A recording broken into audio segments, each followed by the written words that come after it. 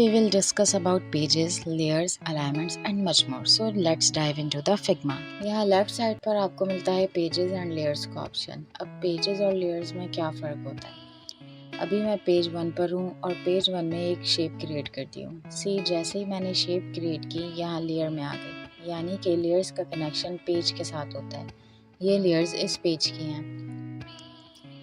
अब मैं जैसे ही पेज 2 पर क्लिक करूँगी तो देखें वो शेप गायब हो गई। क्यों? क्योंकि मैंने वो शेप पेज 1 में क्रिएट की थी, पेज 2 में नहीं। अब अगर मैं वापस पेज 1 पर क्लिक करती हूँ तो वो शेप हमें शो हो जाएगी पेज 1 की लेयर में। Okay, now again come back to page 2। अब पेज में कुछ मल्टीपल शेप्स क्रिएट कर लेते हैं। यहाँ देखें लेयर में मैंने जितनी शेप्स क्रिएट की उसकी लेयर्स यहाँ बनती गई। फिग्मा पर हम लेयर पर काम करते हैं। अगर आप में से किसी को एडोबी फोटोशॉप या एडोबी एक्सडी का पता है तो उसको पता होगा फोटोशॉप एंड एक्सडी में भी लेयर्स पर काम होता है। उसी तरह फिग्मा में भी लेयर्स पर ही काम होता है, यानी कि आप कुछ भी क्रिएट करते जाओगे उसकी अलग लेयर बनती जाएगी, चाहे आप टेक्स्ट लिखो या आप कोई शेप क्रिएट करो। सी यहाँ सबकी अलग अलग लेयर्स बनती जाएगी। चलें अब बात कर लेते हैं लेयर्स अरेंजमेंट की। पहले बनाते हैं एक सर्कल, एक स्क्वायर एंड लास्ट में एक स्टार। नाउ इनके अब कलर्स चेंज कर लेते हैं। अब मैं इस स्टार को इस स्क्वायर के ऊपर रखना चाहती हूँ तो सी ये स्टार शो हो रहा है क्योंकि स्टार की लेयर स्क्वायर के ऊपर है। अगर मैं यहाँ से स्टार की लेयर को स्क्वायर की लेयर के नीचे रख देती हूँ तो देखें स्टार अपनी जगह पर ही है, बट अब स्क्वायर की लेयर उसके ऊपर आ गई है। यही ऑप्शन आपको राइट क्लिक करने पर भी मिल जाएगा।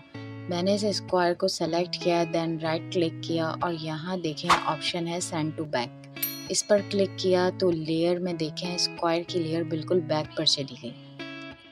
अब अगर मैं ब्रिंग टू फ्रंट करती हूँ तो देखें अगेन स्क्वायर की लेयर फ्रंट पर आ गई। अब सर्कल को डिलीट कर देते हैं और अब इनकी ऑल्ट के साथ इस तरह कॉपी ले लेते हैं और अब मैं कंट्रोल डी प्रेस करूँगी तो ये उसी एक्शन को रिपीट करेगा, मतलब कॉपी भी करेगा और मूव भी कर देगा जैसे एडोबी इलस्ट्रेटर में होता है। चलें अब बात कर लेते हैं अलाइनमेंट्स की, how alignments work in Figma. एक स्क्वायर को सेलेक्ट किया, यहाँ राइट साइड पर देखें आफ्टर सिलेक्शन अलाइनमेंट के ऑप्शन शो हो रहे होंगे।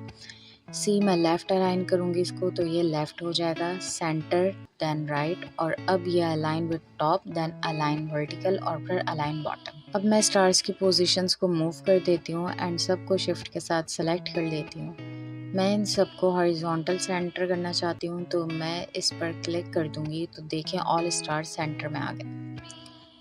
ओके, मैं चाहती हूँ कि जो स्टार जिस स्क्वायर का है उसके साथ सेंटर अलाइन हो जाए, वर्टिकली भी और हॉरिजॉन्टली भी। तो वो कैसे होगा देखें। सबसे पहले स्टार और स्क्वायर का ग्रुप बना लेते हैं। शेप्स को सेलेक्ट करने के बाद आप राइट क्लिक करोगे तो यहाँ आपको ग्रुप सिलेक्शन मिलेगा। इस पर क्लिक करते ही आपकी सिलेक्शन ग्रुप हो जाएगी। सी एट द लेयर्स, यहाँ ग्रुप बन गया। इसी तरह हम दूसरा भी ग्रुप बना लेते हैं। दोनों शेप्स को सेलेक्ट किया, कंट्रोल जी किया, ये ग्रुप की शॉर्ट की है। ओके, नाउ इसको भी ग्रुप कर लेते हैं। अब मैं इस स्टार पर डबल क्लिक करूंगी तो इसको अब अलाइन कर दूंगी। देखें अब ये स्क्वायर के अकॉर्डिंगली अलाइन हो रहा है। इस तरह हम इन दोनों को भी अलाइन कर लेते हैं। ओके, यहाँ अलाइनमेंट के लास्ट में 3 डॉट्स हैं, इस पर क्लिक करेंगे तो देखें हमारे पास और भी ऑप्शंस आ जाएंगे। इनको भी डिस्कस कर लेते हैं। अब जल्दी से कुछ शेप्स क्रिएट कर लेते हैं और इनके कलर्स चेंज कर लेते हैं। अब इन सबको सेलेक्ट करके यहाँ 3 डॉट्स पर क्लिक करते हैं और टाइडी अप कर देते हैं। ये क्या करता है, ये ऑल ऑब्जेक्ट्स के बीच में इक्वल स्पेस ऐड कर देता है। देखें ये सारे ऑब्जेक्ट्स को ऊपर ले गया, लेकिन इसने क्या किया, इसने सारे ऑब्जेक्ट्स के बिटवीन इक्वल स्पेस दे दिया। एक और चीज़ आपने नोट की होगी, इन शेप्स के सेंटर में रेड डॉट शो हो रहा है। मैं इस शेप को पकड़ कर नीचे वाली शेप पर ले जाऊंगी तो ये रिप्लेस कर देगा शेप को। देखें इसने अलाइनमेंट ख़राब नहीं की, जस्ट इसने शेप्स की प्लेसमेंट स्वैप कर दी है। नाउ अब बात कर लेते हैं डिस्ट्रीब्यूट वर्टिकल स्पेसिंग क्या करता है। इस पर क्लिक करेंगे तो देखें ये सारे ऑब्जेक्ट्स को नीचे ले आया और इक्वल स्पेस दे दिया। And last distribute horizontal spacing, ये हॉरिजॉन्टली स्पेस ऐड कर देगा। लास्ट में बात कर लेते हैं, आप अपनी लेयर के नेम्स रीनेम कर सकते हो या नहीं। जी बिल्कुल आप कर सकते हैं। आप इस तरह अपनी लेयर के ऊपर डबल क्लिक करेंगे तो आप टाइपिंग मोड में एंटर हो जाएंगे तो आप रीनेम कर सकते हैं। अब अगर आपके पास 8 to 10 लेयर्स हैं जिनको आपने सेम नेम ही देना है तो वो कैसे करेंगे? Let's see. Select all the layers and hit control R. यहाँ मैच के ऑप्शन में जो लेयर रीनेम करनी है उसका नेम लिखना है। देन यहाँ किस वर्ड के साथ रिप्लेस करना चाहते हो आप वो लिख देना है। देन क्लिक और रीनेम। और अगर आप नंबर्स ऐड करना चाहते हैं तो कैसे होगा? पहले लेयर्स के नंबर्स को रिमूव कर लेते हैं। Again select all layers and press control R. Then click on current name and then click on number. यहाँ नंबर्स देखें असेंडिंग एंड डिसेंडिंग शो हो रहे हैं।